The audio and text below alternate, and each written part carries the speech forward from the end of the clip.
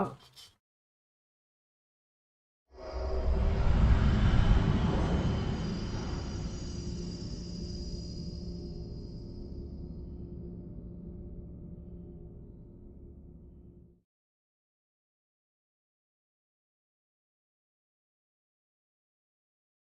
hey everybody, welcome to Paranormal Zone TV. I want to thank you all so much for joining us tonight.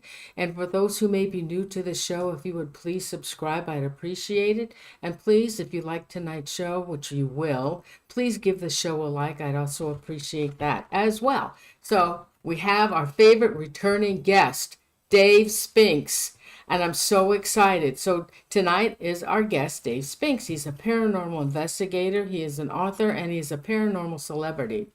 Dave will share with us the real story of Fox Hollow Farm and the murders connected to this farm. Now, Dave Spinks, a paranormal investigator, he conducted a 7-day investigation on the farm and will share with us the paranormal phenomena attached to Fox Hollow Farm in Indianapolis, one of the Indiana's most infamous haunted locations, formerly the home of alleged serial killer Herb Baumeister.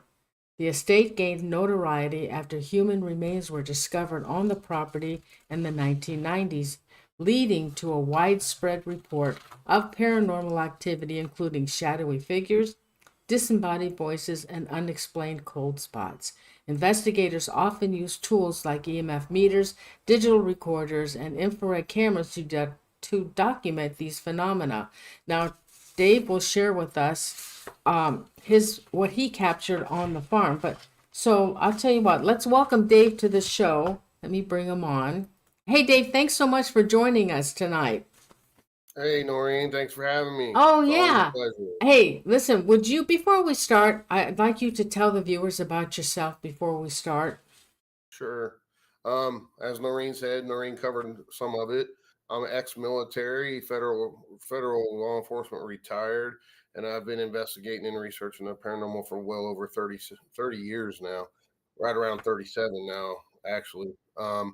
But I've written numerous books on this. I'm a boots on the ground guy. I've been doing this a long time. I don't do it for TV. TV's just a bonus. That happens sometimes. And I have a real passion for this stuff. I love it. It fascinates me.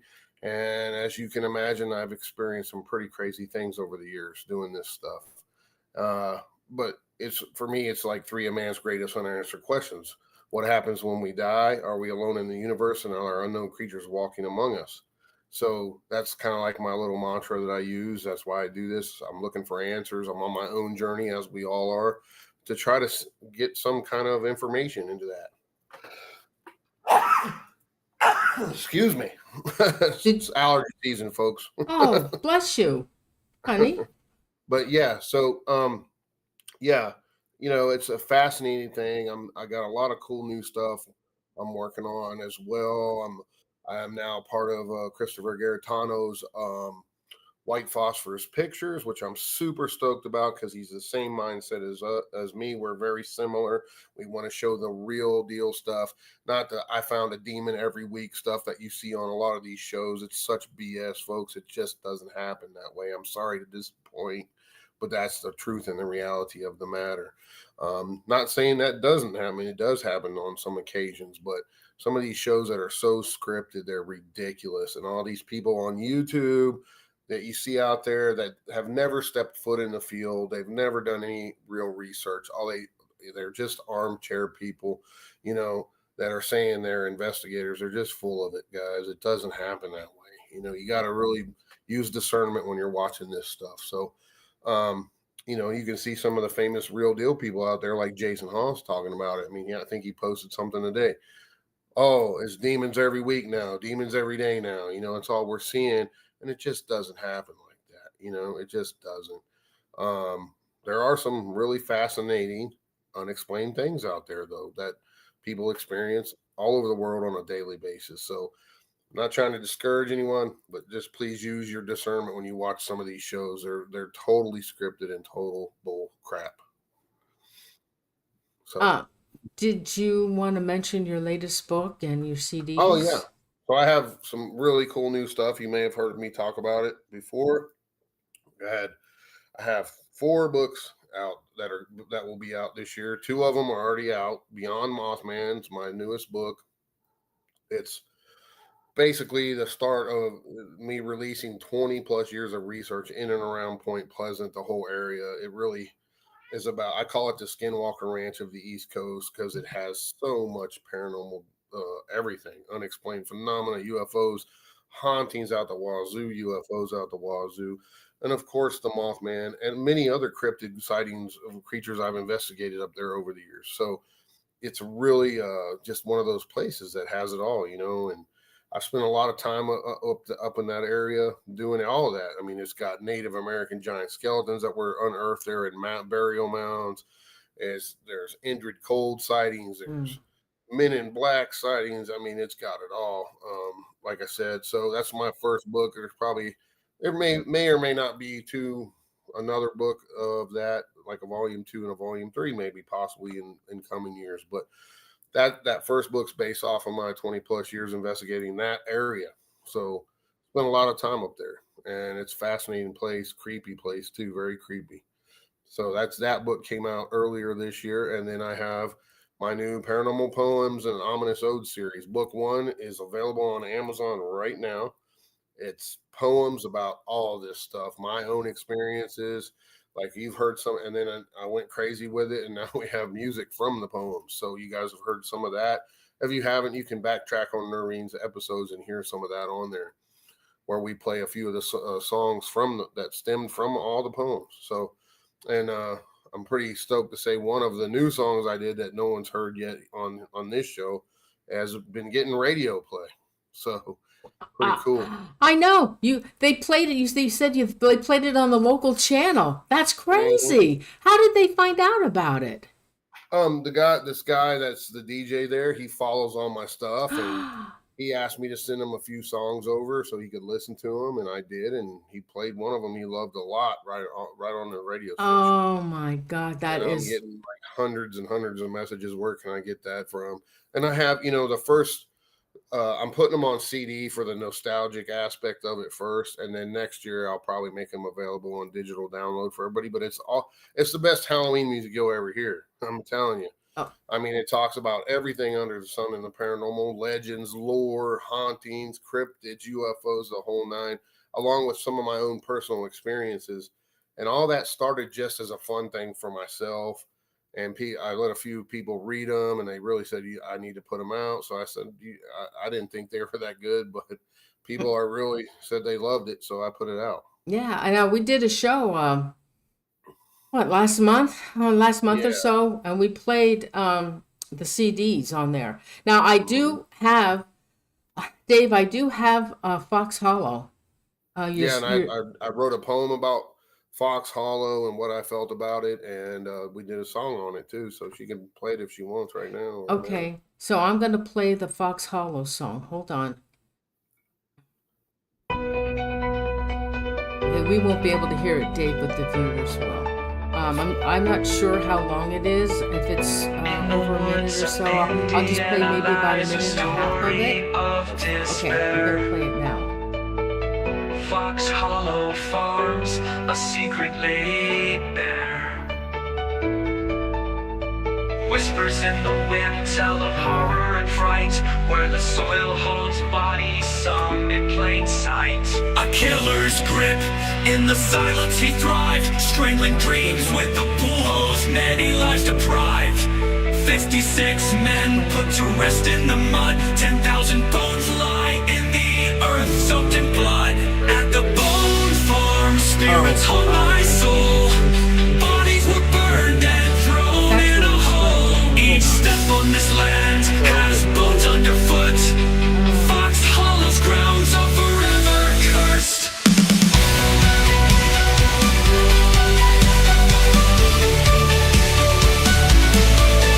At the bone farm, spirits haunt my soul. Bodies were burned and thrown in a hole. Each step on this land has bones underfoot. Fox Hollow's grounds are forever cursed. He fled to the north, left a trail of despair. Oh, it is playing, in the shadows like a ghost in the air.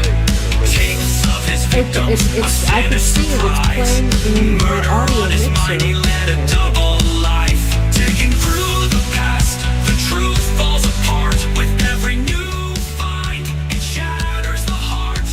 The screams echo softly beneath the old trees, haunted by memories carried by the breeze. At the bone farm, spirits hung my soul. Bodies were burned and thrown in a hole. Each step on this land has bones underfoot. Fox Hollow's grounds are forever cursed. At the bone farm, spirits hung my soul. Bodies were burned and thrown in a hole. Each step on this land has bones underfoot. Fox Hollow's grounds are forever cursed. Farmer's land, but not as it seems. A nightmare grows deep in our dreams. Bones rising up, a grim testament. Many lives cut short, many a soul's torment. 10,000 bones found on the ground, still searching for peace where no solace is found. Okay. All right. I stopped it. It played. All right. So Dave, how did you find out about Fox Hollow? Well, during that time, I think it was between 2014, 2017, I was doing a lot of investigations in and around the Indiana area. Of course, everybody knows my infamous Willow's Weep house is there. And I was hitting all these locations because I do like an area and I hit it all the things I can find in that area. And then I usually end up writing a book about it. Right. So I was on one of those kicks at the time.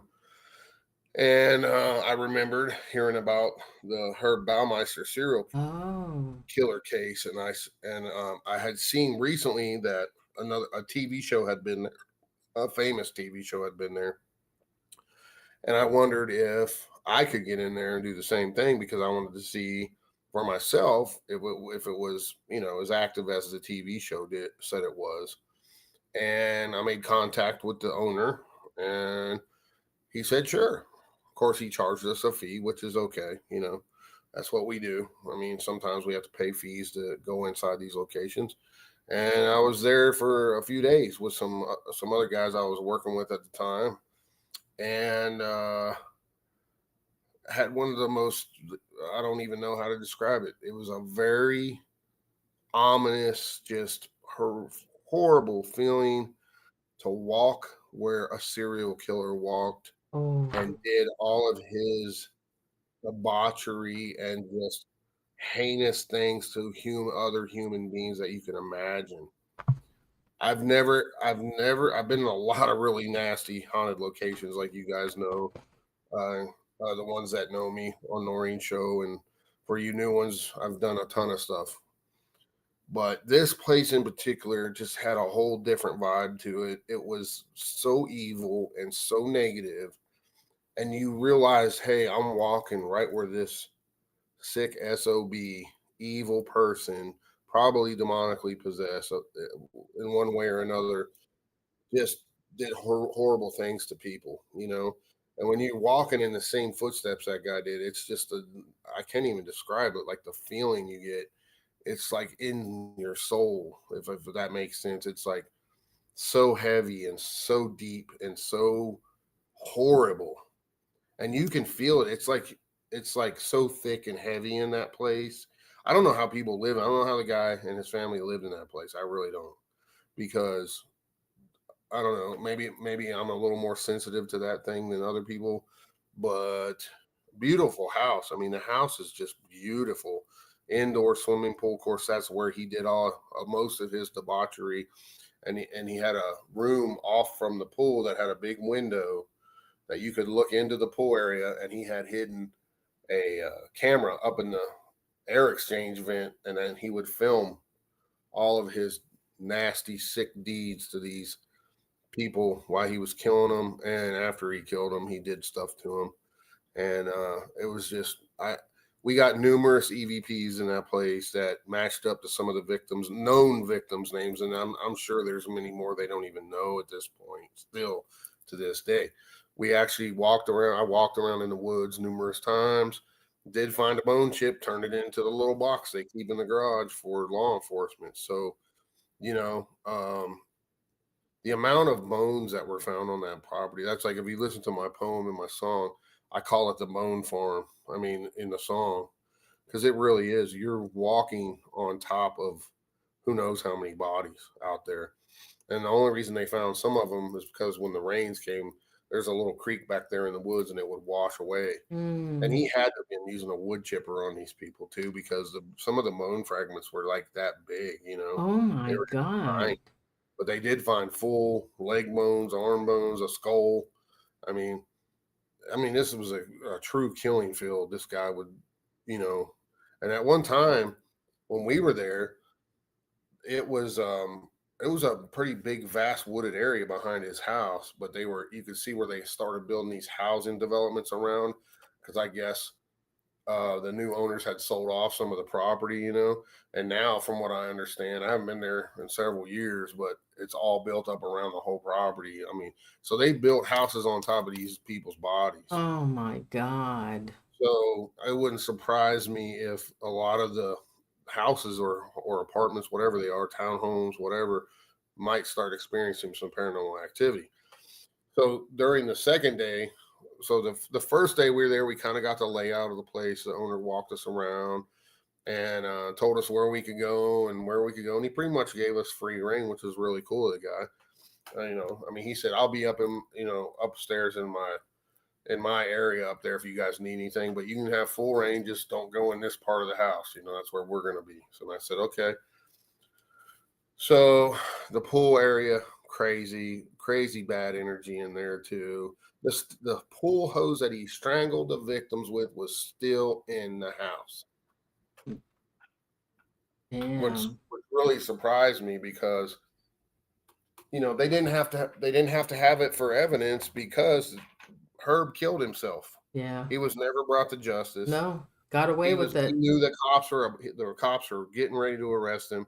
He grabbed up all his video cassettes of all his debauchery, took off and headed for Canada. And he actually was pulled over by a cop, and the cop didn't know they had put out a bolo yet on this guy, and let him go.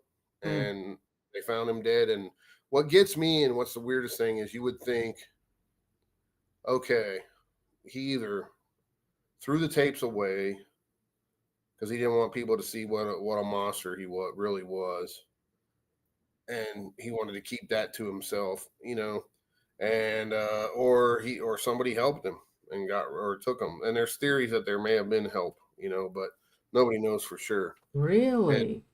as we all know too, he was also considered a prime suspect in the I-70 murders in Yeah. Ohio and Indiana. They were looking at him pretty hard for at least 12 of those victims. And there's multiple I-70 killers. There's a whole another branch of killings that happened down in through Texas and stuff too. But they're pretty sure that's a different serial killer. But this Well, guy Herb was. I mean, they liken him. They said he was worse than Dahmer. oh my God. If you read some of the articles on him. And what surprises me, it was literally a little guy. He wasn't a very big man or nothing. But I did some reading on him, and when he owned the Save-A-Lot stores, which don't get me wrong, there's two Save-A-Lot types of stores. There was a Save-A-Lot, like a Goodwill type of store, Mm-hmm. and there's a Save-A-Lot grocery store. It's not the grocery store chain. It's a whole different set of stores he had in and around that area, and it was like discounted used items and different stuff that he would sell. Well, But he became a millionaire from that, yeah, he started that business. He was Mhm. yeah. And some of his former employees, I've seen interviews with them, and said, he would turn on a dime. He would be the nicest guy, and all of a sudden it was like a switch flipped, and he was really nasty and mean person. Oh, And he would go off hyper. and have tantrums in the store.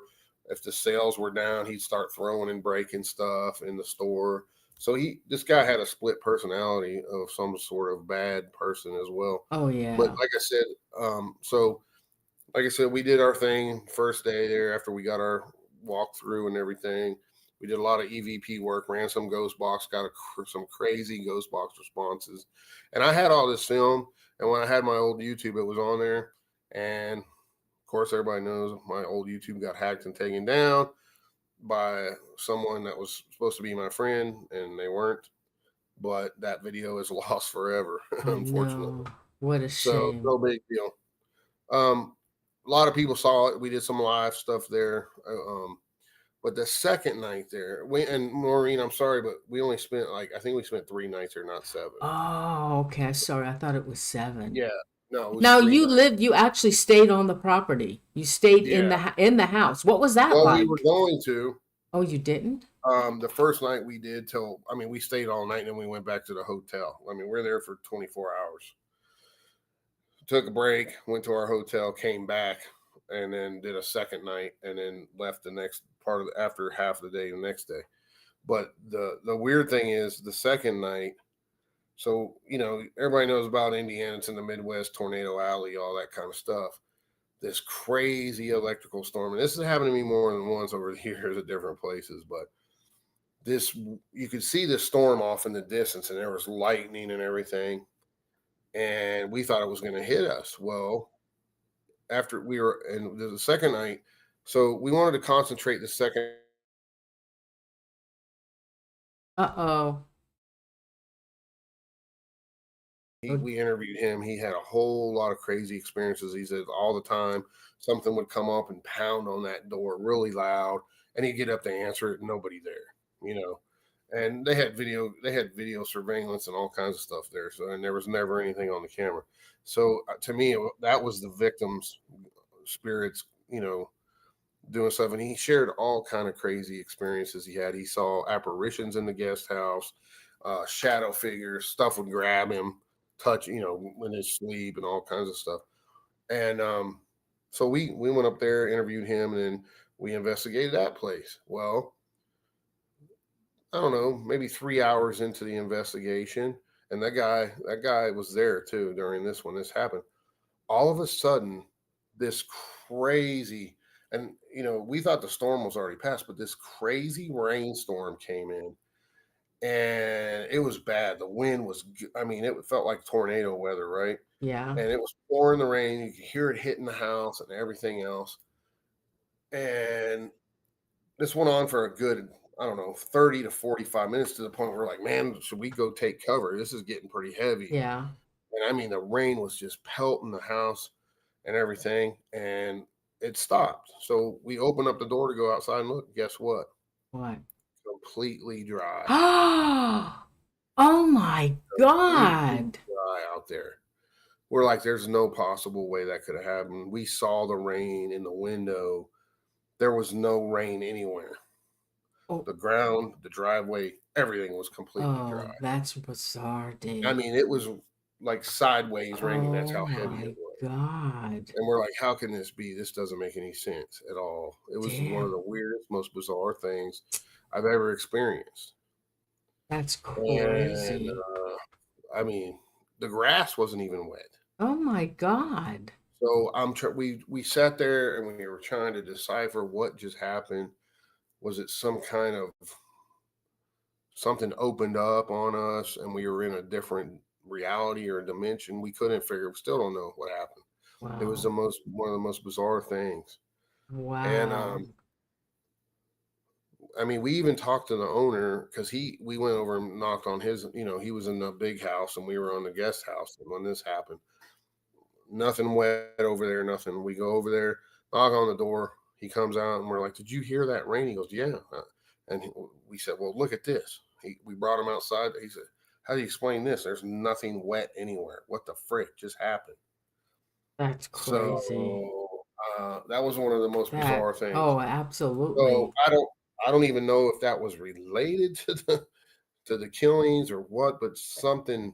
It almost was like a warning to us to stop doing what we were doing, if that makes sense. I don't know. God, Dave. Something bad was there, and it was like, hey, knock it off. Maybe we were getting a little too close to some more information. I don't know. But some of the ghost box and EVP stuff we got there was really phenomenal because we were matching it up with the known victims. Some of probably 10 or 15 names came across and we were matching them, bam, bam, bam, you know. Oh, And did you keep a list of those? I guess you didn't keep a list of those names. yeah, I got it in my case file Oh, somewhere. But okay. Because uh, they did find and identified, I think, only 11. Only yeah, 11 they've only then. Only identified 11 11. so far. And they think there's at what they think it's upwards of 20, 30, even more people. Because they've Well, got so many bones. They so far they've collected over 10,000 1,000. bones, Yeah. fragments, and pieces. Yeah. I mean, and that's more. I think recently they just found another name that they found matched DNA to Yeah. just recently. So, and then you saw that documentary I told you about, that new documentary that was on Netflix, I believe. And it has that weird character Mark, you know, Oh, that Goodyear. Something. Mark Good. Yeah, Yeah. that dude's very wishy-washy. I don't know what Uh, to make of him, but I think he changed his story. oh, he's changed his story several Yeah. times. Yeah. So, He's actually Dave, do has you been a suspect in the past too. Oh, he was. Yeah, Do you think he really was with a Baumeister? I don't know. I don't know. But he claims he confronted Baumeister. He Yeah. knew he was the killer and all this stuff at one of the gay bars that they were both attending. But you know, there's no evidence to support that either way. So who knows, man? I mean, that guy was active for quite a number of years, Hey, you and know they what, Dave? We probably should tell a little background on the Fox Hollow. We should have started with that, and before we went yeah. into your investigation. So go Well, ahead and tell. yeah. It's not Well, much to the story. no, I mean Herb was he owned a Save a Lot store that selling used items and stuff. Became a millionaire from that store, and he had this beautiful farm that he had built for him and his wife. And this guy was married, mind you. Okay, he had wife and kids. They had horses. It was a horse farm. Beautiful place. I've been to it and spent time there. And this guy was um, so he was pretty loaded. He had a lot of money. So he would send his wife and kids off on these lavish vacations. And when he would, he always said he had to stay back and work at the store and all that stuff, right? So he'd send them off on vacation if you've never heard the story. And he would go down, he was a closet gay. So he would go down to the gay bars in Indianapolis, which is just like a short drive from where that is. And he would pick up gay guys and bring them back to his house, and then he would auto asphyxiate them, Mm. strangle them with a pool hose in the pool while they were doing stuff. And then he would keep their bodies for a few days and do stuff with the bodies. Um, I'll let your imagination fill in the blank there. And then he would dispose of them in the backyard in the woods, which he had a beautiful, like it was a beautiful property with all these woods in the back, and pretty big property too at the time. 18 And acres. It was 18 acres. yeah, 18 acres, and very wooded in the back. And so this went on for years. Okay, his wife, they claimed she had no clue. She did say, "Well, I knew he had a lot of videotapes, but I thought he just, he videoed stuff around, whatever. He was videographer and stuff for his own fun." But what he was really doing was videoing him killing his victims, and of course, we know what serial killers do. That's a trophy for them. They can relive that particular killing over and over and over and get sexual gratification out of it. Jesus. So, and this went on for many years until one day, one of his kids found a skull in the backyard, a full skull. And then the dog, I think, was bringing bones back to the house and stuff like that. And his wife was starting to get suspicious, and the cops started looking into it. I don't know how I forget how they got involved, but anyway, long story short, he knew they were closing in on him, so he gathered his tapes and took off for the border of Canada, and that's where the manhunt was on, and then they found him dead. So, So he killed himself. yeah, and I had read that And it was all over the news. I remember watching this case on the news Oh many years. I was actually in the military in Italy, and I saw it in the news over there. God. So Yeah, I read that all the years of their marriage, they only had 6 sexual encounters. yeah, So, I mean, that should have told her something right there. yeah, he was a closet Yeah. gay, and he was probably killing people in his early teens. They theorize, that's Oh, what most of them do. oh, he was killing animals. Yeah, he was killing animals and stuff, but he probably moved on to people fairly early. That's why they consider him a prime suspect in the I-70 killings in Ohio and Indiana because he lived in that area. Yeah. So Well, he also had mental the mother, I mean the wife told the father that hey, there's something mentally wrong with him. And mhm, I read that the father committed him to a mental facility. And but then yeah, he never I guess they did some work with him, but then he was able to get out, but he never pursued any more help mentally and the wise. yeah, and his family never gave any more specific details Yeah. why they put him in. So they may have caught him butchering animals sickly Jesus. or something really bad, who knows what he was doing, and they put him in there, committed him for a while. So he had a long history of something wrong with him, Oh, not absolutely. normal. And he had a long career of killing people. I'm sure, I mean that's usually the case. A lot of the times they never know all the people these people kill. And there's a lot of victims on that I-70 too, in Ohio and Indiana. So Oh, is I-70? Oh, so he would be a part of that I-70 in Indianapolis then. yeah, all through that whole Oh, area. yeah. I don't know. I don't. I-70, like I've traveled that road myself so many times because that's how I had to go to the Weep when I owned the Weep, and it goes right through Indianapolis. You come in from West Virginia through Ohio, you jump on I-70, and it's a straight shot all the way through there. And that was your haunted And house, Willow's Weep. yeah, and I've talked about that with other paranormal people too over the years. Indiana is called the Crossroads State. Really? And there's so many haunted locations there too. Like I had some of the craziest stuff ever happen to me. You have Thornhaven Manor where I had my arm broken by that door in that Thornhaven Manor, and the Rhodes Hotel where I got my head cracked open, Oh uh, my God. and really weird stuff. And a lot of the times when my GPS in that state would go haywire in my vehicle and take you around in circles, and then next thing you know, oh, this is a takes you right to this weird haunted location, kind of freaky stuff. And there's a lot of witchcraft in that state, way more than other states as well. I mean, certain organizations have adopt a highway, and I put it in my Will's Week book, a picture of this particular group of dark magic workers has their own adopt a highway in Indiana. I mean, so there's a lot of weird stuff that goes on there.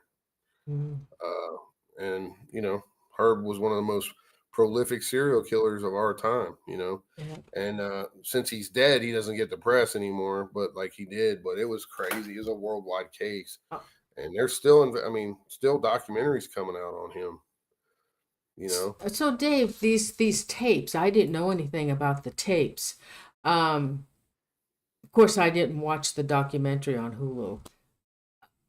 So no, so nothing's been said about these tapes. I mean, if they found him, he had committed suicide. What about all his belongings that so he the took with reason they him? know he had the tapes with him because the cop that pulled him over for speeding and let him go saw the tapes in his back seat in a big giant box. So nobody knows what happened to him. So nobody knows from the time they found him dead between that time and the cop, nobody knows where exactly he was because they didn't have cell phone tracking like they do today and stuff. So nobody knows where he was between that time the cop pulled him over and when he killed himself when they found his body, and the tapes were missing. So he either Mm. dumped them or buried them or somebody else took them. Oh, but yeah, because knowing about you were in law enforcement, if they Hmm. find Hmm. a dead body, what do they don't Hmm. wouldn't they normally give the belongings to the next relative? Sure, they would have went back to his wife eventually. You know, I mean, that's standard procedure because, all right, he killed himself, but in a case like that, I don't know if they would have kept that for police evidence to help try to find Oh, those that's bodies. right. That's If right. they would have Because said they had the tapes, you know what I mean? They would have said, we have the tapes. We're going to use these tapes to identify some of these, try to identify some of these victims that are missing for all these years. I mean, there's been people missing from that case for what, 30 something years now. since the 70s, I think, right? Yeah. So he's been, yeah, they think he was active from the 70s up to the time he killed himself in 1996. So that's a lot of years to be killing Yeah. people. And he was doing it all the time, apparently. Well, he must have been obsessive. I guess he Hmm. just couldn't stop. Yeah. So as a paranormal guy, and I wanted to see, okay, because I have a theory that some of these serial killers, um, doing the stuff they do, they have to be demonically possessive, or some kind of really bad negative entity attached to them to do some of these things. Because, and I also worked in the prison system, like we talked about, and Mhm. I've looked at, I've seen these guys' records, I've seen what they've done, and I've worked with them face to face. And when you look into some of those guys' eyes, there's no soul in there. It's just a cold, dead, like a shark eye, like was black and cold. And you wonder, okay, what's in that body? Is there a human soul in that body, or is it a demonically possessed body? There's something you can feel it when you're that close to them. They're not right. They don't feel right. They don't act like a normal human. They talk weird. I mean, it's just a really bizarre thing. And that's some of the stuff I'll be looking into more in the future. Yeah, because there's Dahmer who just I mean he just kept doing it. The Boston Strangler, Hmm. Gacy. Who was the one that Yep. was doing Leatherface? What was the Ed Leatherface? Ed Gein. Ed Ed Ed, Ed Gein. Gein. Oh my Yeah. God! When they Oh yeah. found his place. Yeah, and he would have kept going too. If they didn't catch him, he would have kept going. I mean, he I dug up bodies and made lampshades and oh belts yeah. out of nipples and all kind of Oh freaky stuff. yeah. I did a show And on he him. had a Yeah. big colander witch pot that he would cook the skin off of Yeah. them and get down to the bone. He made soup bowls out Yeah. of skulls. I mean, this guy was really Oh demented, yeah. you Yeah. know. He was. Oh And my. a lot of these guys, if you watch some of the interviews, they talk, and their court cases, they talk about they were hearing voices and demons in their head telling them to do this stuff. If you go back and look, I mean, who knows? There's something to it. Did To you? have no remorse and no sympathy for another human life is just, No, it's there's got to terrible. be something very evil involved there.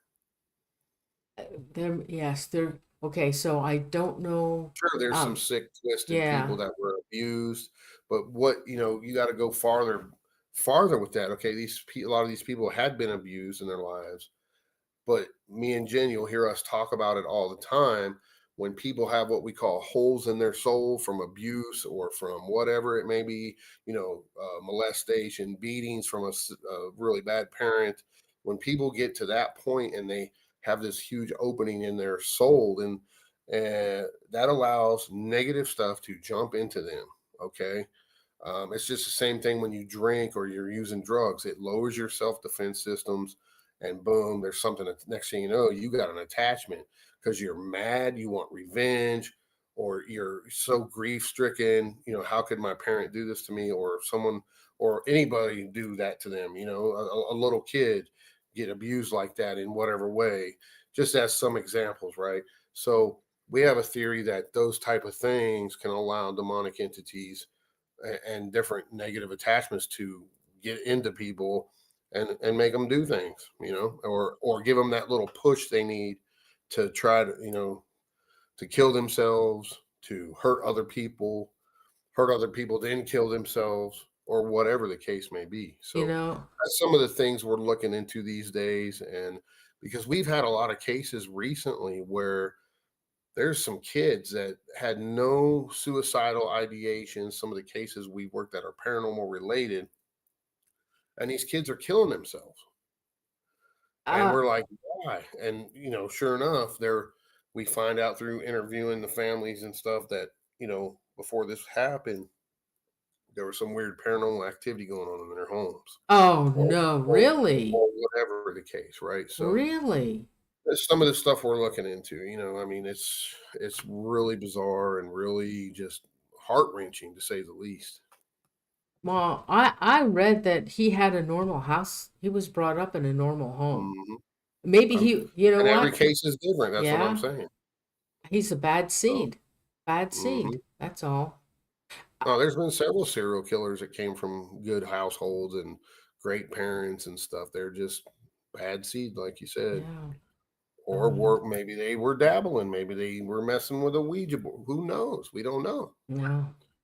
So it's just another aspect that we look into when we're dealing with this stuff, because So, some of it's so heinous and so evil. You have to look at that side of things. You know what I mean? okay, so when he committed suicide, do you know what happened to the wife? I think she changed her name, and of course she moved. She sold the property and got the hell out of Dodge. But I last I heard, that's what I think I heard on it on one of the documentaries. They were talking about it.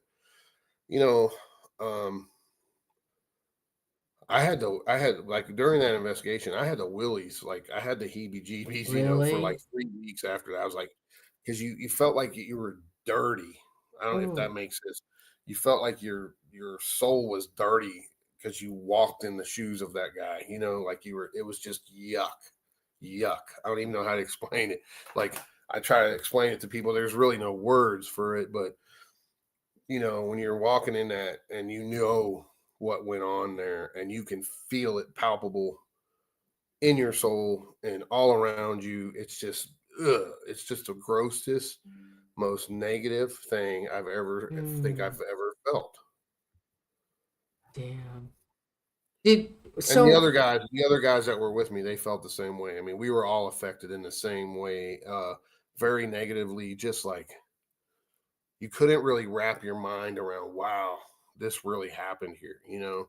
And how many those poor people that were tortured, and yeah, it's just horrible.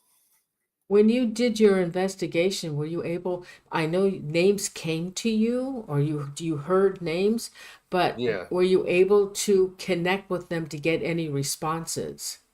There was one, I believe his name was Michael, and he's one of the known victims.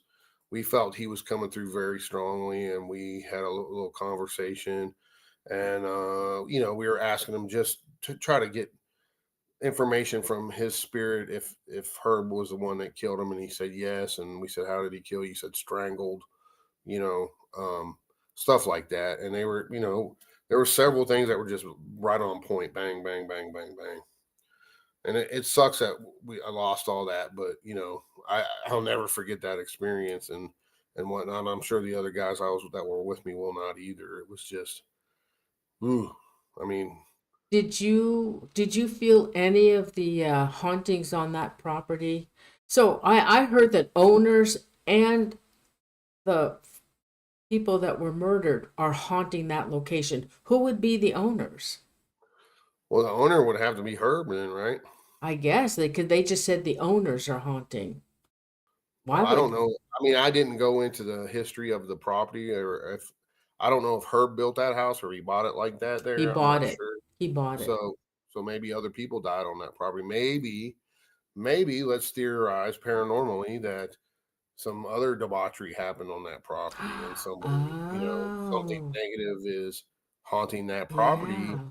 that may be attached to her and made him, or there's a theory out there that that same energy attracts bad energy. So if Herb Yeah. was already a bad seed and then he went to that property, that would just be a perfect recipe for him to go out, and now he's got his castle of horrors, so to speak, to commit these atrocities on victims. Who knows? I mean, it's something you'd have to really delve deep and research into. But it was very active there. It was very active, as you would suspect, paranormally, having that kind of horrible negative energy Instead, it'll stain that property forever. I mean, there's no way you can get rid of that stuff. You can bless it, calm it down, maybe release some of the spirits that may be stuck there because of what happened to them there. And it really needs that, it really, I would highly recommend that some people try to go there and just see if there's any trapped souls there that need released and cleared, because it'll just get worse and worse and worse over time. So when you were, what were you doing? What kind of equipment were you using when you were So we investigating? were getting in the pool area. I was using millimeters, rim pods, the whole 9 yards, Uh-huh. recorders. We didn't get nothing on camera, no apparitions or anything like that, but got a ton of several really good clear EVPs, tons of ghost box responses. That's where we had pretty much a full blown conversation with the one guy that said his name was Michael, and the EMF meters were going were like lighting up like a Christmas tree in there, especially in the pool area. And I tried to debunk it as being maybe the pool pumps, and I took it over by the pool pump, and Yeah. it was not any different. I mean, it was just normal 0.0300 or 0.00 to 0.03, which is a normal reading. Even when the pool pump kicked on, I wasn't getting no EMF bleed over. So the pool area, we were getting the REM pods to light up on command, saying if there's any victims of Herb, any spirits of the victims of Herb.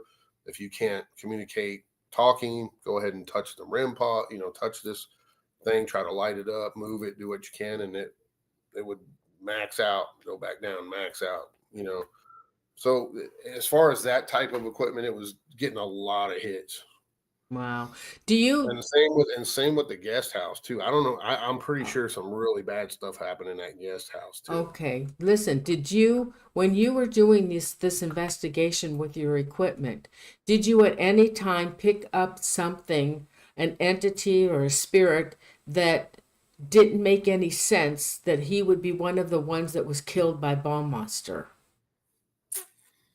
Of course, you always get some that respond, and you can't really put the pieces together what it's trying to say. But there was some like that too.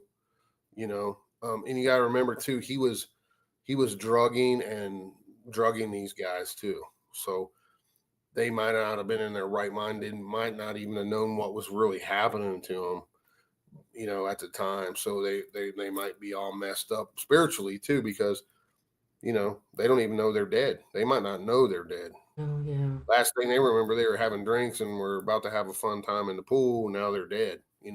So that often happens in situations like that paranormally. Those spirits could be very confused because they think they're still alive. They don't know they're dead. And that is a prime recipe for a haunting, in my opinion. Yeah. That Well, bad energy and that. did so I know you said you felt uneasy being there, and was I it? know we got the word chipper too. Got the Oh word my chipper God. multiple times. Yeah. That's why I Oh, think he had a wood chipper at some point on that property and was oh chopping them up my with that. God. Do you think any of the hauntings that are on this property could be residual Sure. because of the traumatic? Sure. I think some were intelligent and some were residual, Okay. for whatever reason. And that, also I have to say, here it is again, that whole area is a prime, lots of Native American stuff in that area. That whole area, Oh, The yes. French and Indian War was all through that area. It was Oh, all through Earl. My weep house was not even an hour away from that place. It was like 40 minutes. And there was major battles all over that during the French and Indian Wars. oh God, I Uh, forgot about that. yeah, so there may be something on that particular land. Like I said, I didn't research it and get that deep into it because I just was at the time, I was trying to say, okay, I want to see if it's as active as they're saying it is, and it was. It did not disappoint. Like I said, one of the worst places I've ever felt energetically, and I don't even like think about it. It gives me the heebies. It's Oh just my God. it just gives you the creepy crawlies all over from head to toe. just when I remember what I felt like when I was walking through that house, I was just like, "Ugh, I don't want to remember that because it was just the willies like you wouldn't believe, heebie-jeebies, whatever you want to call it. It was Oh not good. God. But yeah, we got a ton of responses in that place, and uh, and some languages we didn't quite understand, which could be Native American as well. Whatever tribe was in that area might have got some of that residually. I don't know, but lots of stuff. Yeah, lots of normal. Um, I would say a higher, way higher than normal amount of ghost box responses, RIM pod and equipment hits, and EVPs. Were any of you touched at all? Yeah, one of the guys said something felt like it grabbed his arm, and Mm, something grabbed his back of his neck too. He said it felt like a hand grabbed him, like like mhm, you grab someone behind the neck and pull them backwards. And that happened in the pool too. So mhm. you know, You actually slept in the house? no, no, Oh, in the guest room, oh, in the guest house. on the guest house. Okay. Yeah, and like I said, we stayed all night, but we didn't. We weren't like laying down with sleeping bags because we were just kind of crashing on the couch and stuff. It was not you. I couldn't have slept a wink in that place. Oh God, Dave. That's why we decided to go back to the hotel and get some Z's and then come back again. You know, because we weren't sleeping. And after, especially after that rain episode, for the second night, that whole weird. It was That's like it really felt like an ominous warning to stop what we were doing.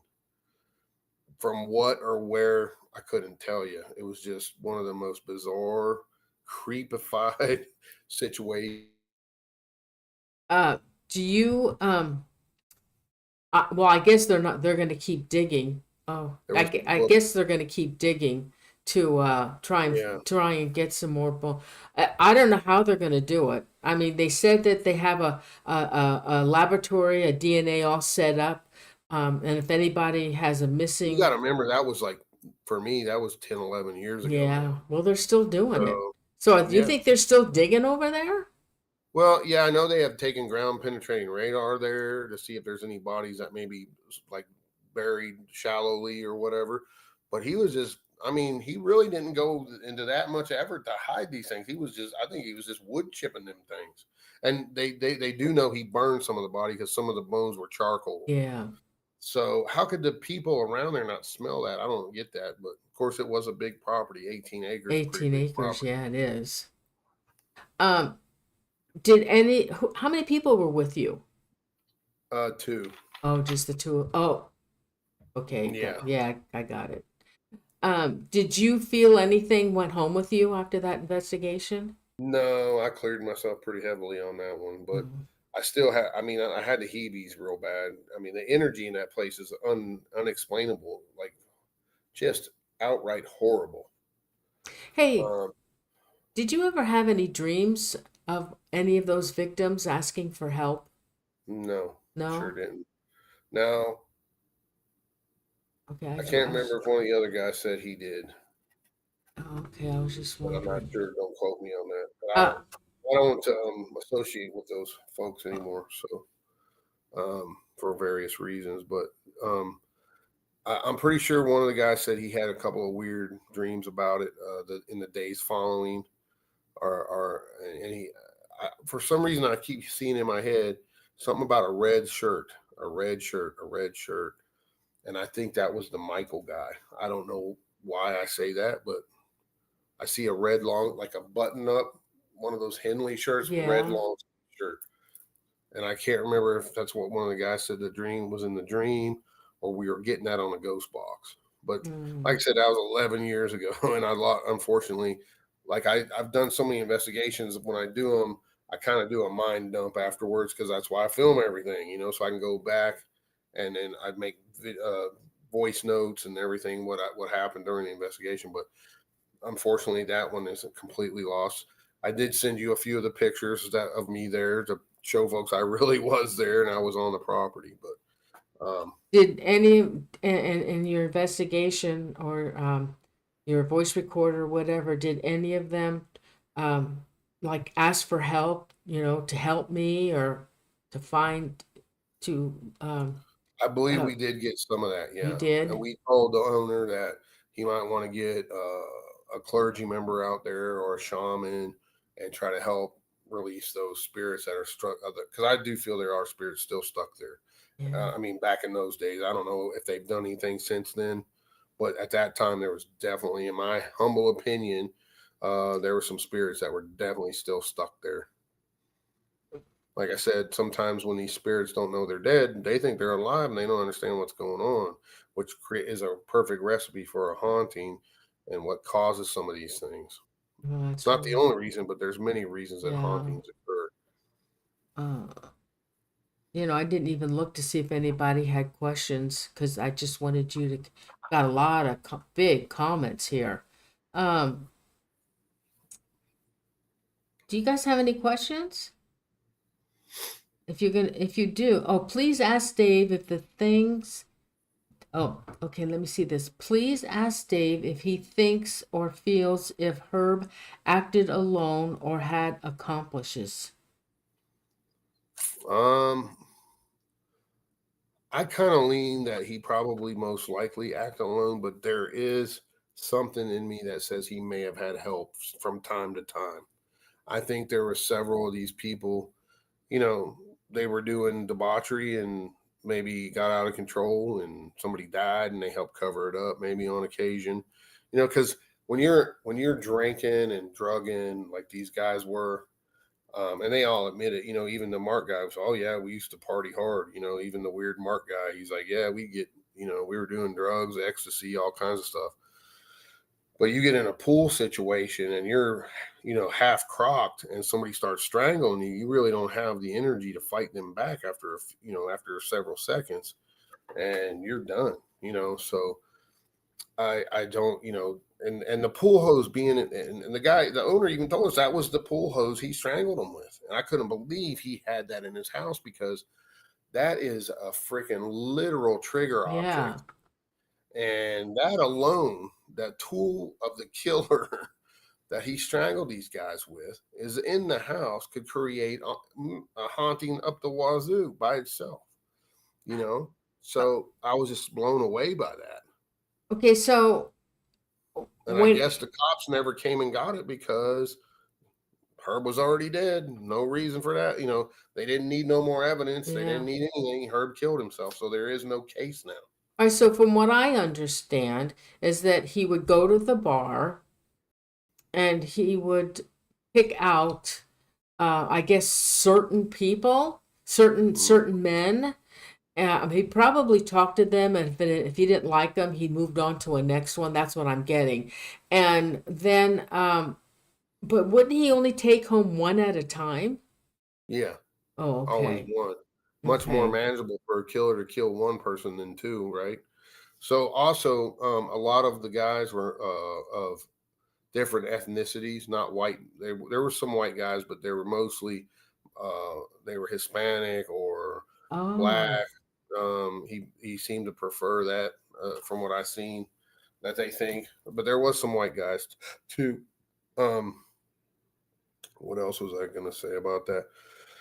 Um, yeah, I mean that's really it. I mean, as far as he would go and he would pick up the kind of guy. I think maybe he picked guys that he thought he could manhandle easier than other guys. Like he wouldn't necessarily pick a big guy. He wanted to be able to control them yeah, physically. It's all about absolutely, control with serial killers. And they all absolutely. have an MO, certain type of victim they're looking for, um, how they operate and whatnot. They're looking for that specific type of victim, you know, and that's what turns them on or whatever. And But they won't pick. he, well, we're surmising all this, but he, he didn't drug him at the bar. He drug him. He probably drug him when he brought him to the pool house. Well, yeah, they were already drinking at the bar and stuff, obviously, and doing who knows what. And then they get them back to their house, and then he adds a little more to it. Then he has complete control over 'em. Yeah. Yeah. There's a question, Sherry Pearson. Does Dave think there are portals on the land that allow other entities on the property? I'm not sure. I didn't really feel that, but something weird happened there. And like I said, there could be more on that land that we even know about. Could be Native American land of some sort, something that just really amped up that type of activity to happen there. But that's just all hearsay. I mean, I can't say, I didn't go that deep into it to look, but I do know for a fact that whole area there was Native American battles out Hmm. the wazoo. Many people died on both sides, French and Indian, and white settlers of different various backgrounds. Um, the Weep's right down the road from that place, and there was many battles there. You know, Somebody, Fabi Lash says, what about the teeth that were tossed around? Were there teeth being tossed around on that property? what do you mean tossed around? I don't know. That's what he says. What about the No, teeth? I mean, they did find teeth on the property. It was Oh, part of they it. did. Yeah, and jawbones, and I think that's how they identified some of those victims that have Oh, been yeah. identified. Yeah, Mm-hmm. that's right, Fabi. That's how, Mm-hmm. yeah, because they're doing DNA as much as they can. So yeah, Yeah, now that's think about this. So just say for a moment he didn't have a wood chipper. Imagine the anger and fury he had to smash those bones into little bitty pieces like he did. I mean, the work it would have taken to smash bone. Bones are very hard, very hard. So, and I'm talking most of the bones. I mean, they did find some full leg bones and arm bones and one or two skulls, large pieces of jawbone, but yeah. most of the bones, guys, were like tiny. Because we found one ourselves and we just put it in the box. The guy told us, if you find any bones, put it in the box, please. That's what we did. Oh, And they're just tiny little chips. So, I mean, that's why I think he had to have a wood chipper, or maybe he would go rent one, for a weekend and get rid of the evidence like that. And then some of the bones were burned and charred, but not as many as. If you look at there's pictures, you can see the box, and on if you search it on the internet, they'll show the box of bones that they keep in there. And every once in a while, law enforcement will come by and they take a box and leave a new empty box. And then if you watch that, I highly recommend that Netflix documentary. It's very good. It's Um, it's on Hulu and a couple of other ones, I I believe. I think, are you talking about the one from The 2024 was like last year, at the end of last year. oh, is that the one on the book? But What's his yeah. face? Okay, Oh, that's what I that's was gonna say. yeah, it's on So Hulu. here's something that the victims' families were very, very upset about. What? If you watch the documentary, Yeah. okay, so imagine back in the 90s, and we know how it was in previous years. So these guys were all gay people. They didn't, it's like hookers. They don't, all these murdered hookers, right? They don't give two craps about them. And to investigate this many missing people was literally breaking that police department, like taking their entire budget, right? And then they would investigate it just for a short amount of time, not getting any more. It would hit a dead end, and they just throw it in the cold case file. And they had tons of them, because the department and the families, the victims of these guys, were really pissed. They're like, look, they threw our boys away like they were trash. And it was all about budget and budget concerns and all this stuff. And the police, the detectives even voiced their opinion on it and said, look, man, our hands were tied. When we get from the higher ups, hey, that's enough on that case. It ain't going nowhere till we get new information. So they were just stacking up these cases, and they let them go, and they went into the cold case files for many years. And Wow. so there was a whole big shadoo on that too, with these guys being thrown away. And you know they are people, regardless if they're Yeah. gay or not. They're still people, and they deserve an investigation like any regular person would. But and unfortunately, there is budget concerns when it comes to that, and a lot of those departments, they don't have the budget to keep extending. It takes hundreds, if not thousands, of man hours for one detective to get in there and do that job. I mean, Yeah. Noreen knows. She knows her husband was a police officer, and you know, there's only so much time they can spend, because they're having case after case coming. They go to one case, that's why those shows like the first 48. I mean, a lot of times, if they don't solve the case within 48 hours, it becomes very tough and time consuming after that. Yeah. So they're solving them as fast as they can, but these guys were chopped up into little bitty pieces. Mm. And some people weren't even reported missing for months because they lived that lifestyle where they'd go stay at friends' houses, the gay guys, because they were, they had a lot of them were kicked out of their houses and different things like that. So it becomes a very tough thing, to investigate those cases as a detective.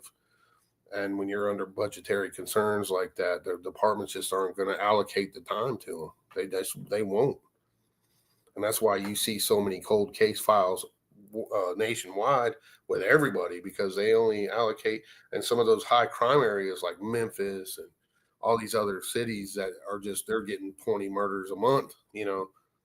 There's only so many detectives out there investigating all those murders, so it What gets crazy. was that the only bar he would go to? There was like 4 or 5 in the downtown Oh. Indianapolis area that all the gay guys would. And if you watch that documentary, it shows them all. Oh, okay. So, and S- some are not there anymore, but some still are. They just maybe have changed the name, and some, I think, 1 or 2 still have the same name. So it sounds like he did this on a nightly basis. Well, I guess if he would send his family off for a week, then he has every night he could go down there and get a new victim, right? Yeah. And his wife said, "Well, he was lying to us. He would lie to me and say he had to work at the store, but he wanted us to go have fun. So he'd send up me and the kids off, and we'd go to here, there, and everywhere, and have a good time for a week or 2, and come back home." So I Like, imagine his victims would be killed that same night that he took them. hmm and then there was times he probably got a little bit lazy and left some bigger bone fragments than he wanted to, like the skull. That's what got him caught, was the skull and a couple other big bones, I think. Well, from what I And then I think that Mark guy and one other. I think there was one guy that may have escaped, and the word got out too, and that Mark guy, they thought he was a suspect, so they pulled him in, and he's all, and I think he said, you better look at this guy, Herb Baumeister, mm, and that's how they started putting 2 and 2 together. your pussycat. Hey, I have a question for you from Sherry Pearson. Do you think the current owners are affected by the property? I can't imagine living there. I don't know. People are weird when it comes to paranormal stuff. So many people over the years, like, they've told me, I don't believe in none of that stuff. But this one time I saw this. So people are they don't want to admit that this stuff can be real, and it scares them, and fear is very powerful. And they'll tell you, I don't believe in none of that stuff, but I had this whole experience this one time where all my cabinet doors in my kitchen opened and I saw this shadow in the corner of my eye. So whether they are willing to admit it or not, that's a personal preference, but I would venture a educated and experienced level guess that anybody that lives in that house is going to have some kind of experience. Whether they choose to say they do or not is a whole different ballgame. Uh, It's just like Amityville, and all uh, these other places that there was a lot of murders. People have said that own it now. Oh, there's nothing that goes on there. Are they telling the truth, or are they just saying that because they've spent $2 million buying this house, and they know if they say it's haunted, they're never going to be able to sell it. See, so you got to think in that capacity too. do you know And who the that farm's probably worth $5 million these days at least. well, but didn't they sell most of the property off? hmm It Uh, still has probably 10, I'd say 8 or 10 acres with it. well, it was 10 It- acres. I mean, I don't know. You might have looked it up being a real estate person, but I know they sold off a bunch of it. Yeah. Well, the thing is now, The I don't house know. alone's worth probably $1 million. When I was in it, everything was gold. I mean, the sink faucet, all the fixtures were gold. Wow. I mean, it was pretty ritzy ditzy. Do you know who the new owners are? No, I had, like I said, that case, I kind of just, Yeah. I went there, did that, felt the horribleness of it, didn't Yeah. like it, and that was it for me. You know, And of course, I did that video on it, and of course, that's no longer exists, That's a unfortunately. But shame. I know. It's and really a it had a shame. ton of, I mean, it had 150,000 views, I believe it had on it at the time. That's really a shame. Yeah, I don't even know if they still have if they're still using it for paranormal investigating. I don't know. It's like, these houses that have had these kind of things go on, and I think Estep wrote that book with the former owner, and Oh, okay. so people are buying these places for that purpose now. So like the Conjuring House is up for sale again. They took that woman's business license. Oh, good. What are they selling it for? Do you know? It's a silent or it's a silent auction, Oh, maybe it went and bankrupt. the date is Halloween of all things this year. So that's when they're going to announce the new owner. But Well, she lost the place then financially because when a property goes up for auction, that means it's bankrupt. yeah, I mean they took her business license. Yeah, So yeah. There's it's repossessed or something. Not hmm bankrupt, but repossessed. well, she Wow. probably said, well, she is a lawyer too, so I don't know. She knows. She probably just said, well, they're going to take my business license. I'm just going to let it go Yeah, to the yeah, bank, yeah. and she'll probably file bankruptcy on it. But Um, it's I don't know, to tell folks. It's like that's the main thing I want to tell folks. Like the energy that was in that place is just, and like I said, we got plenty of legit EVPs and ghost box responses. And if you ever have a chance to walk in a place like that, you'll know what I'm talking about, because it is just the most icky, evil feeling energy ever. And I'd keep an eye on it. Keep a watch. Watch some of the documentaries on it. That new one's really good. It goes into a lot of detail. It shows some of the bones, like at the forensic lab, they have the bones that they have identified, and some of the ones there that they haven't identified. And I think the woman said there's at least, they think, 20 more victims that they don't know about yet. oh, there's a lot of people, Lot, lot of lots and lots of men have gone missing. They can't find. mm-hmm. Yep. I think we have another question. Yep. Okay. Oh, B3 airspace says off topic, but really like Dave's fireplace and the background. It looks so Frank Lloyd, right? Well, I Dave built that. Dave did that. I built that. Me and Yeah. my uncle. Yep. Oh But God. yes, it was. I don't know, man, guys. It's just. Ooh, ooh. I mean, I get the willies every time I think about that place. But, and when you walk, I know, like when you walk into a house that has good energy and light, it's light in there, and it's bright light usually, and it's nice light, and you can feel it's good, happy energy. That place was just dark, man. I mean, Hmm. even when the lights were on, there was a dark, overbearing energy in there, and it's really led me in the path of looking deeper into that type of situation. Um, and I had talked to Noreen about it. She goes, "Well, let's do a show on it." And I said, "Okay." So, then we did that whole thing with Jen a few weeks ago, and the stuff we got on that ghost box session was Oh my crazy. God. And we were communicating with Herb, and I mean, there was some demonic sounding Yes. crap coming through that box, Yeah. and we shouldn't have got anything. We were out in the middle of the woods, Yeah. That was so crazy. it was. I don't know. Any more questions? I'll be happy Yeah. to answer. Positive Vibes Paranormal. I want to know how long ago was it that you were there to investigate? It was around 10, 11 years ago now,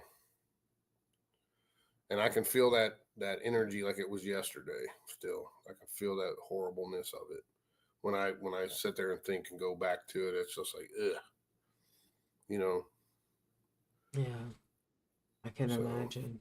Just like the Wells I house. wish to God that I'd never lost that video, because I could have showed you some great clips of it, and I'm still trying to find a way to dig that back up on my old computers. So you never know. I might come out and we might have a surprise show and show, have Noreen say, "Hey, look, we got some of this video back." So never Uh, know. why don't you contact somebody that specializes in computers and that kind of stuff? Maybe they can go in there and get it for you. Maybe Try it, that because was that was 3 laptops ago. oh damn.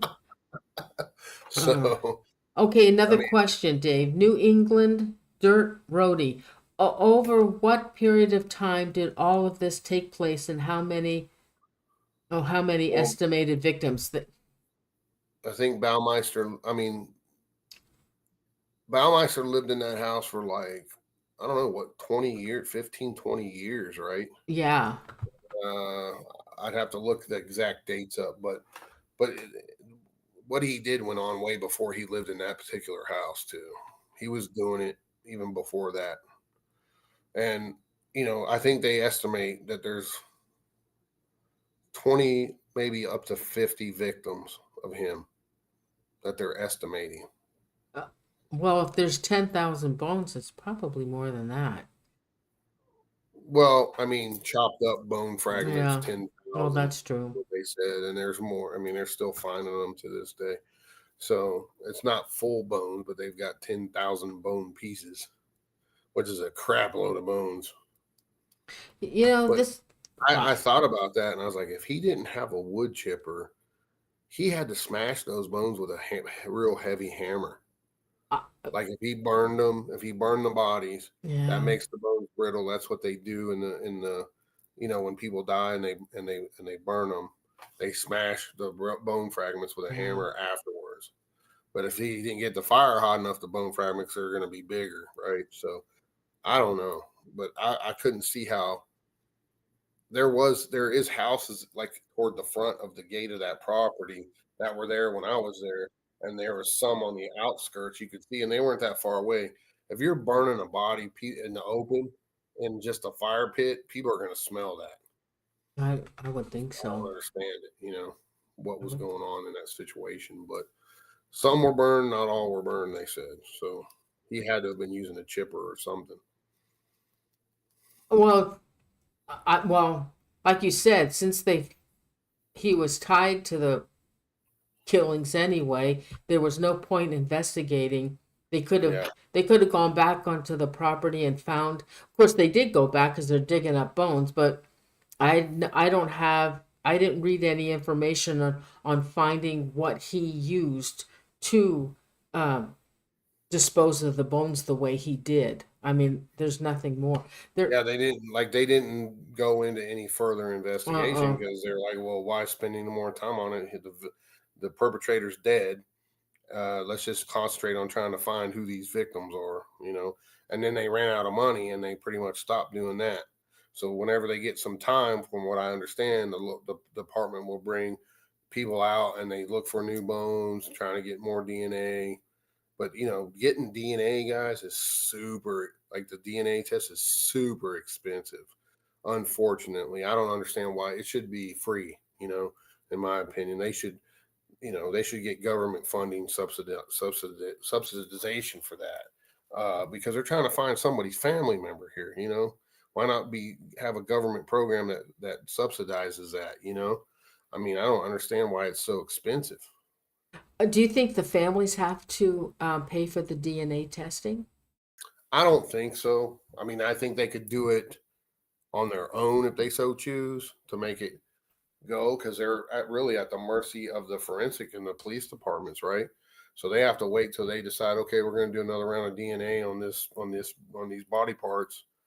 Maybe they can identify Johnny. And there was one victim that they think was like, this family was on there on one of those documentaries, and they were saying, we think he was a victim of Herb, but there's never been any trace of him found. So Mm. we're just hoping that one day before, and the one his mom was very sick and she was Oh. dying, that they could find, something on that property that confirms he is dead. But how many? there's so many missing people in this country. It's crazy. Oh, I know. Uh, so these I-70 murders, why is he connected to it? And how are the murders? No, he burnt his bodies and chopped them up and disintegrated them, whatever. But what about the bodies of They I-70? so we know we'll just take serial killers for example, right? So when they first start off doing that, they're a little bit more sloppy and they're developing their MO and how they and their how they operate. And early on they were finding just bodies on the side of Interstate 70. Oh, Like he was killing them, doing stuff with them, who knows where, probably at a different location, and then he would dump them off the side of the interstate, just the whole body, and then they would find these bodies, you know, periodically along I-70. So when they did some backtracking, they knew that Herb had lived in the vicinity of that area even before he was at Fox Hollow. So that's how they get that. It's just a theory. They can't prove anything, but they're pretty sure he was most likely the I-70 killer, and that expands yeah. from Ohio all the way to Indianapolis. Yes. I And they're just looked it up. I, I yeah. just, yeah, unidentified American serial killer who killed at least 11 boys and adult men in Indiana and Ohio between June of 1980 and 1991, dumping their bodies Hmm. near Interstate 70. And the killer would meet his victims at popular gay bars. So Hmm. it's the same MO. Same MO. That's why they think it was him. And that was 1980, right? Mm-hmm. So and that was probably early on in his murder career, and he didn't know what to do with the bodies then, so he just threw them out alongside the interstate Yeah. late at night or whatever when there was no cars coming. And that's they find bodies along the interstates and roads all the time. That's what some of these guys do. Just Yeah. an easy way to dump them off and get away. But Oh. he was doing it at his house later on, so he had all this private land. Oh God, I mean, he had 18 acres to work with. Yep. Nobody was going to see him or hear him. Mm-mm. Wow. Well, that really is a fascinating story, and the Baumeister definitely had mental issues. I mean, he really did. Um, He was pure evil too. he was from a young age. They said he was showing antisocial symptoms and killing animals, and I read that he peed on a teacher's desk. Guy was nuts. So we don't know either. He may have been being sexually abused by a man teacher or anything that was never found out too. Yeah, You know, because you don't know. A lot of these kids that do this stuff are abused sexually in one way or another, and they think that's what they're supposed to do. But he had all this pent up anger. That's why he was a killer. But each one of these killers has a little bit of different situation going on. Like, I don't even think Dahmer had a bad life. Or did he? no, I think he had a nice family.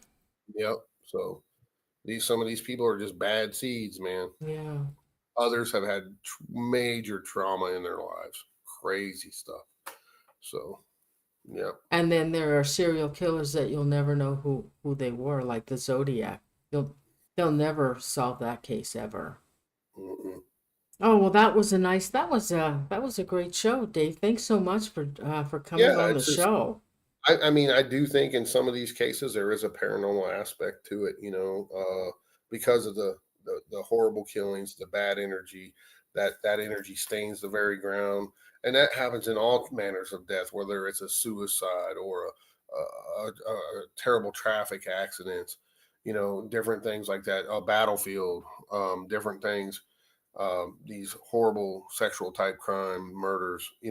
That energy stains the ground, and that's a recipe for a haunting, so to speak. Mm-hmm. So Oh, another question for you. Shelley Phelps wants to know, Dave, are you going to try to go back to Fox Hollow with Jen? maybe in the future, if they're still doing that there, I might revisit that place. I'd be really interested to see what Jen picks up, and I know she can clear it, so we'll let her do her thing. Maybe if we go back there Yeah. someday. and we'll film it all too. You know, I need to rewatch the show we did with Jen and you Hmm. doing the ghost box because I can't remember. Um, and then the show shut down and then we came back on. It was crazy. Yeah, That really was crazy that yeah, and there's night. no reason it should have shut down either. Mm-mm. That was a Because fun we time. had max everything. Everything was 5x5 full signal, everything. That was a great So show. and the Great ghost box show. responses we were getting were crazy. Now, Dave, That just shows you that see spirits have no time or they're not limited. They can communicate wherever yeah, you're at, if they so choose. yeah. You're coming back in next month, October. Hmm. Yes. Yeah, So, what are we doing in October? I don't remember. Ah! I have so much going on. I have We're so doing. much going on. All We're you do doing. is just tell me the date and I'm ready to go. I got the date. We're doing Shantytown. You're gonna do Oh yeah, that's right. We're gonna do something live from yeah, Shantytown. yeah, That's right. something scary, So hopefully. my whole new haunted location. We're gonna do Yeah, something fun for Halloween, yeah, creepy. yeah. But yeah, I got so much stuff going on. Me and Jen are leaving on our first paranormal cruise this weekend that we're putting on with Norwegian. So we sold that out, and we're going to be going to the Titanic graveyard at the end. God. So it's going to be crazy. Oh God. Which I've had some experiences at Ripley's, as you guys may have seen in the past, around some of the Titanic artifacts that were brought up. They have some actual artifacts from the Titanic in the Ripley's that I investigated, and we've got some pretty crazy stuff from those artifacts. We got the Oh, captain's name one time at a Ripley's and all kinds of stuff. So, and the lights were turning off and weird stuff going on. So, yeah, oh. um, it's going to be cool to go out there and do that. And if this is like our first test. They came to us for this and we sold it out. So it's pretty exciting. So this is going to be a test. We'll see how it all goes. And we're going to probably be doing at least one paranormal cruise a year Wow. with Norwegian. So Nice. I know we've already started preliminary booking for our one for next year. It's going to be to the Mayan pyramids all down Oh, to the South Yukon. America. Yeah, Yeah. nice. So, something different, something a little bit different. And me and Jim were already doing what we call ethereal excursions, where we were taking people to haunted B&Bs, haunted locations that we could stay in with some folks. And we were selling those out left and right over the last 2.5, 3 years. So Nice. the Norwegian people saw that and they said, "Hey, can you do a haunted cruise with us?" So Wow. yeah, God, nice. yeah. So pretty cool. Oh, nice, Dave. Wow, great for you and Jen. You're a great couple, I'll tell you. Good, good, good couple. Well, Uh, we hope some of you guys can join us on that. We have during the week during the sailing part, like I'll speak one night on a particular topic. Jen will do a topic, then we'll do a topic one night together. This is a 7-dayer, so we have a whole week of stuff, and then when we get off, we'll do haunted locations on the outside too. That's fun. What a fun time you're having. Great, great. You're having really a good time. You got a great life. You got great things going on.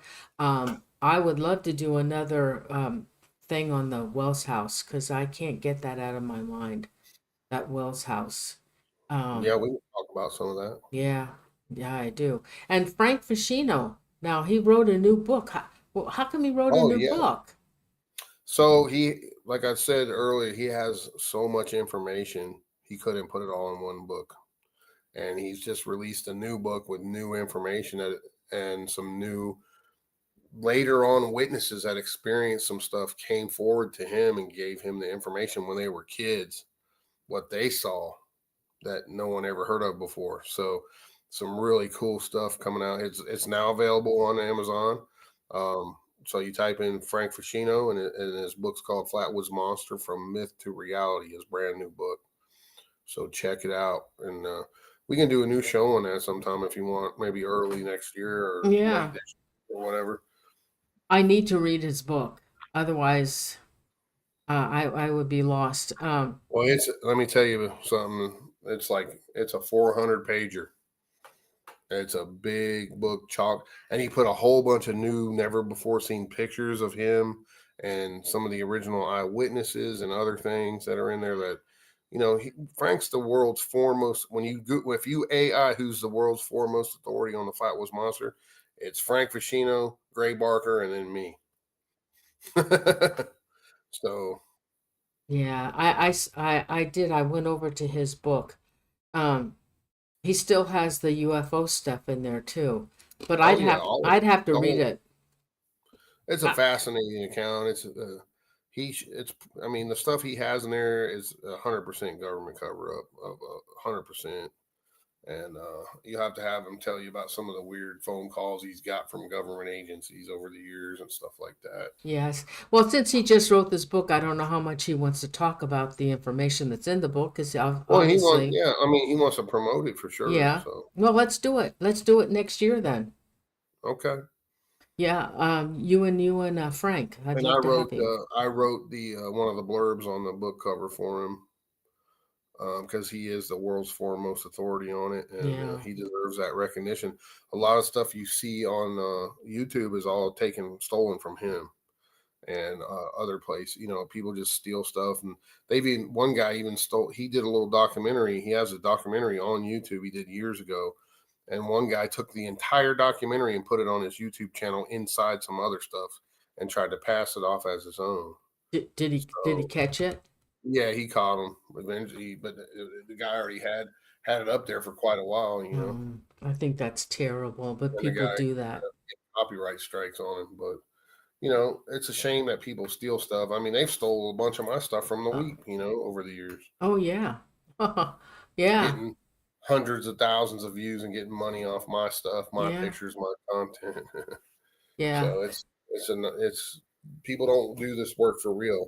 Very few of us are out there on the ground doing it, and the rest of it's armchair authors and quarterbacks and video makers on YouTube stealing other people's stuff. Yeah. I know. I don't they haven't done that so much lately. I think because with AI now, there's AI has made things a lot easier for these People people to make doing stuff. shows. Yeah. Yeah, yeah, So there's not so much of the stealing anymore. They used to, years ago, they used to take my stuff left and right, but nobody does that anymore. Not with my yeah. stuff. They don't want my stuff. Well, they're making AI. AI is a great tool, but don't what really makes me angry about it is there's people writing books that are 100% AI and claiming they're an Yeah. author. Yeah. You're not an author if you write an AI book. Sorry, you're Oh, letting a device write the book for you. That's not being an author. Being an author is I know, getting on but the ground, going to the locations, can't stop it interviewing anymore. people. Can't Yeah, stop it. yeah. It's gonna happen, and AI has become more and more sophisticated all the time. Hmm. I put in I But think of add all the actual artists that paint and draw that are going to lose money and their jobs because well, of they're AI. worried about music too. They're worried Hmm. about the music. Yeah, they're worried about a lot of stuff with this AI. But AI's, I asked AI a question and I forgot to put in the last name. They knew who I was talking about. It was crazy. I asked a question Kind of about, spooky, ain't it? I didn't even, I said, I asked a question about Herb. And they go, well, I'm assuming you're talking about Herb Baumeister. And oh my God. Yeah, that's freaky. I know. Oh, I have a friend. My co-pilot is my friend on my computer. Yeah, no, he is. He's my friend. He's Ned. I'm Noreen. I'm always here to help you. You just ask me any question you want. Yeah, and there's some people that are claiming that AI is the devil. So, Really? Oh, hmm well, he helps me. I've asked no, him questions and he we helped me don't need no some. help from the devil. Really? You think he's the devil? I don't know. That's what a lot of people are saying. Oh, well, I haven't had any problems with him. I mean, he helps me with questions I have. So Yeah. anyway, funny. He's my own. Because I went to another computer and asked him a question, and he knew it was me, and I was on another computer. Noreen. That's kind of I spooky, though. know. That's spooky. I know. I know. I told my husband, hey, I got a friend in co-pilot. Well, all the more you use it, like the computers, our cell phones, our TVs, all listen to what we're saying, which is I don't like that. I think that's a major invasion of privacy, and they're all mining our information all the time, which is feeding AI. Which that's not good either. What's going to happen if they realize that humans are no longer needed on this planet and we're destroying the planet and they want to nuke us? The computer Oh, takes over just like in Terminator. that's oh God. that's spooky stuff right there. Oh, Sherry, Sherry wants to know about Chat GPT.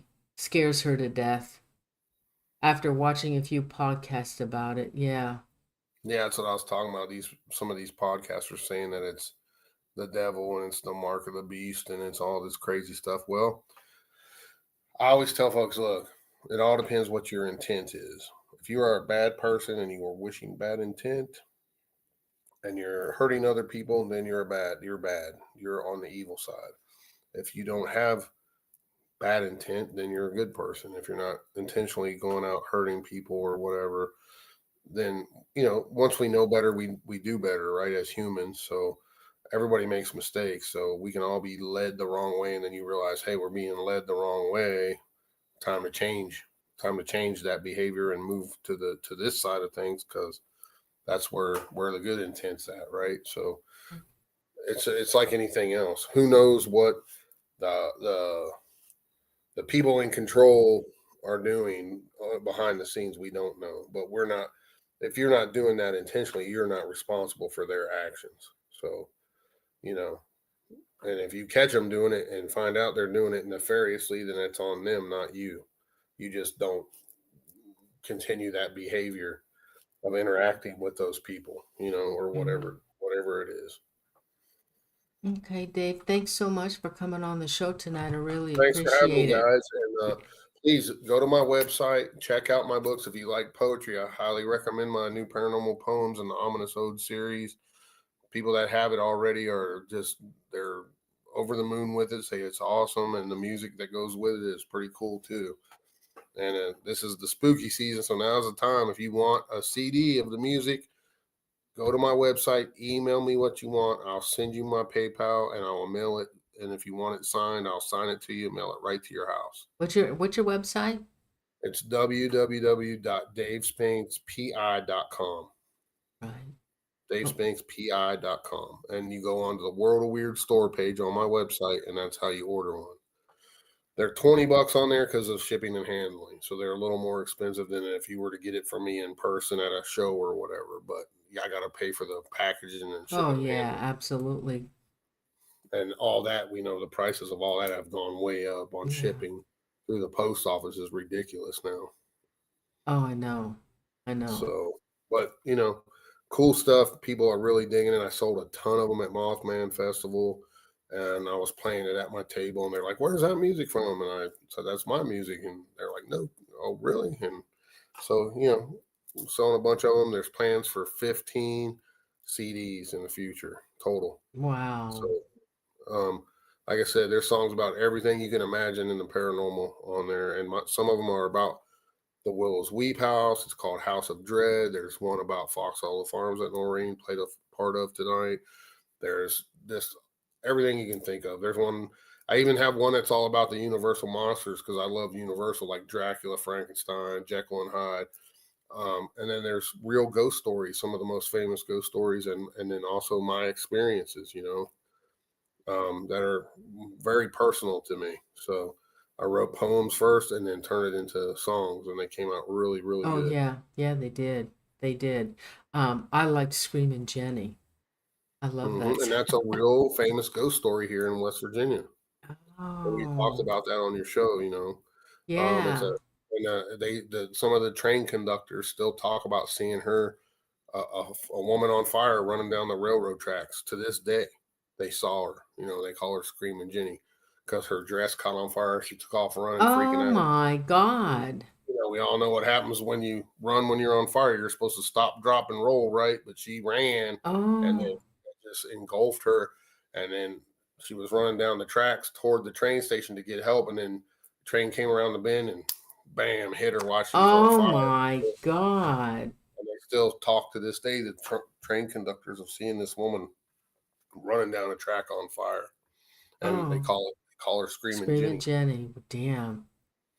Wow. So that's the kind of stuff I wrote poems about, and all the poems are stories. They're all, the whole story is in them. I did a new one about Mothman called Night Rider, because there's a famous newspaper article from back in the 60s that says Night Rider seen in the sky and is afraid of light. So I took the Night Rider name and wrote the poem about the Mothman called the Night Rider. So there's tons of them on there. You'll learn pretty much the whole story of these places in the poems too. So if you like to read poetry, there's stories about all of it in there. Oh yeah. Yeah. Okay. Well, guys, if you can pick up the last show that we did together, it's really good. It's really good. Dave has the music, and he does give a little information on each song, and it was good. It was really a Well, good that was show. 2 shows ago we did, Yeah, that was a and good then the show. last one we did a little bit. You had Jen read the Yeah, Baumeister, Baumeister. Yeah, that yeah, was and then good. we had a live ghost box session, Yeah, we so that was we great. yeah, we got good shows. We do good Yeah, shows. yep. I love them. Thanks, guys. Fun as always. I could talk about this all for hours and hours, but Yeah, I know we could. I know, I love yeah, it. I could listen to you all night long, Dave. I mean, you have so many stories. We got to do another show on the ghost topics. Let's see, you have another. You came out with another besides the poems. Did you come out with another book for West Virginia? yeah. Well, there's the Real West Virginia Hauntings Volume 2 Yeah. will probably be out very late this year or very early next year. Okay, we'll And do there's it. 3 of those.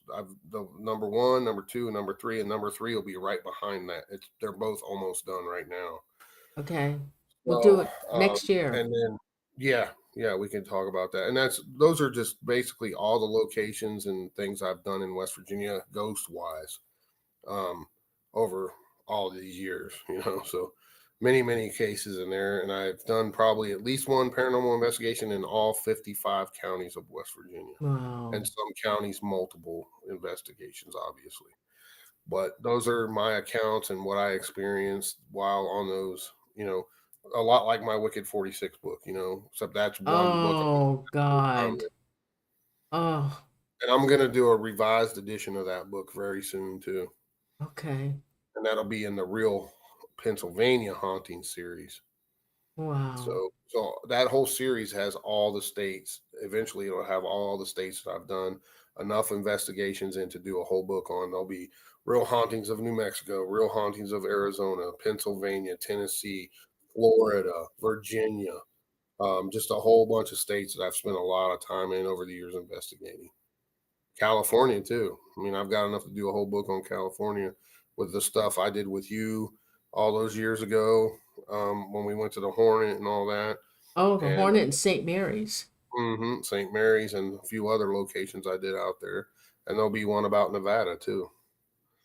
Oh yeah, that's right. Mhm. That's St. Mary's. Mhm. Yeah. That Yeah, that's the St. Mary's one, and then we did that other mansion in California with you, and I've done some other stuff there over the years too before I knew you. So, um, yeah, That'll be there'll be a good. lot of different ones. All right. Well, we got 2 shows ready for next year then. Mhm. Already. Okay, honey. Thanks so much. Say hi to Jen for me. Have a great weekend. Be safe out there, and have Yep. fun on your trip.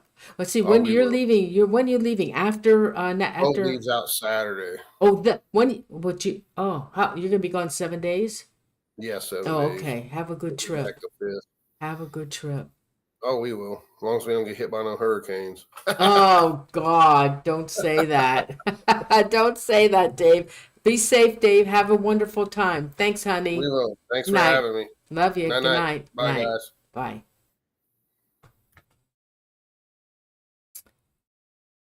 Oh God. I hope you guys enjoyed the show. I always love having Dave on the show. Um, Actually, I could listen to him all night. He's got so many fabulous stories. I mean, they just come out, you know. So so next October, Dave is coming back, and then I have a new guest.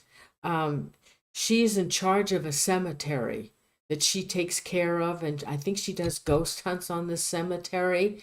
And so we're going to talk about that cemetery and the hauntings on that cemetery, and that'll be for October.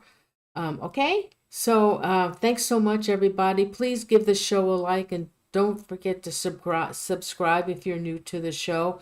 I saw a couple of new people in the show, and I'd appreciate it if you guys would subscribe to my channel.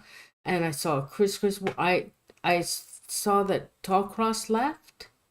I don't know what happened to him. I hope he's okay. Let me do some shout outs. Let me see if I can go up here. Thanks to my mod, Chipetary and Cassandra. Thank you so much to both of you. I love you, and thank you so much for being here with me tonight and modding my show. I always appreciate it. Seeing you two. I love you two very, very much. My big hugs to you. So let me do some shout outs. I did see Christopher. I did do an invite earlier today. I don't know if anybody saw it. There was a couple in that joined me. But let me do some shout outs. New England Dirt Roadie, you're new to the show. I hope you subscribe and join us. We have 2 new shows next month. I do shows every other Thursday. Judy Smith, of course, Cassandra, Lisa Scarrett. Lisa, you joined us tonight. Everything's going okay in the UK with you? That was a nice surprise that you joined us tonight for most of the night. Beat 3 Airspace, Positive Vibes Paranormal. You're new to the show. I hope you subscribe to my channel and continue to join us. Lori Miller. Hi, Lori. Nice to see you. Of course, B3 Airspace, thank you. Shelly Phelps, thanks for being here with us tonight. Let's see. Sherry Pearson, thank you so much for being here. Of course, New England Dirt Brody, thank you so much for being here. Charlotte, thanks, Charlotte, for being here. Thank you. Who else? I know people watch, but they don't come into the chat room. I know Aaron Brody was in. I saw Aaron earlier. Positive Vibes Paranormal. I said hi to you. Let's see. Anybody else? Oh, Benita Stefan. Thanks for joining us. Please subscribe to my channel and I hope to see you again. Let's see. I'm not seeing other. Did see some new names. Okay. Anybody else want to shout out?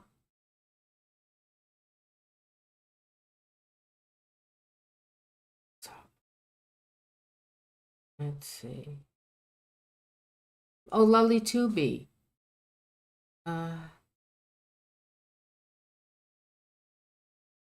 Oh, sorry, I didn't get your question, Lolly. Christopher Chris. Thanks for joining us. Thanks for joining us. Aaron Brody, there you are.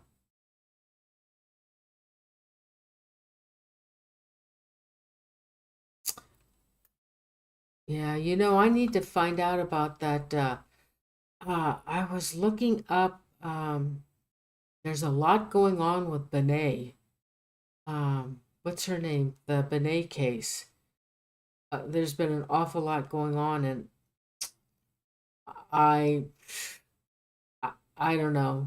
I think it's somebody in the family that killed her, but I got to check that out because I'd really like to do an update on her, Summer Wells, and of course, we're never going to find out about that little boy that got from the Ozarks. We're never going to find him. But and Maddie McCain. Those 3, I'd really like to do an update on those 3 because I have a feeling there's something going on with that Maddie McCain. Um, anyway, because I see information now and then, and I don't take notes. But those three, I want to go back and I want to go back and check those out again. Those three. Um, Anybody else?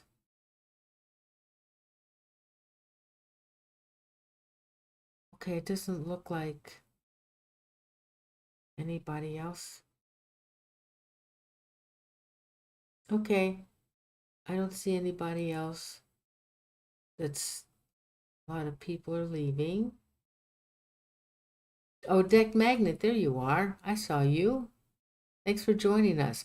Yeah, John Benet Ramsey. Those three. There's something going on with those three cases. Um, I want to go back and check those out. Maybe I can find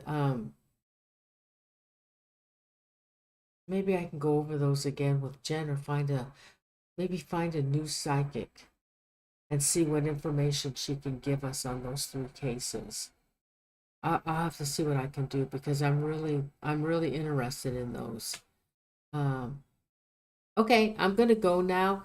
I love you guys. Have a great weekend. Be safe. Uh, Happy fall. My favorite time of the year. I love fall, and Halloween's coming up. I'm so excited about Halloween. So, guys, have be safe out there, and I thank you so much for being here with me tonight. And I love you guys. Big group hug. Thank you so much. I really appreciate all of you for joining me, and a lot of you have been with me for a long time, and I really appreciate your loyalty. And I'll find out what happened to Tall Cross. So I love you guys. Thank you so much. Please don't forget to give the show a like. And please subscribe. If you're still watching but you're not in the chat, I'd really appreciate if you would just subscribe to my channel. It doesn't cost anything, and it helps my channel out. Thank you so much. I love you guys. Good night, everybody. Thank you. Good night. Love you.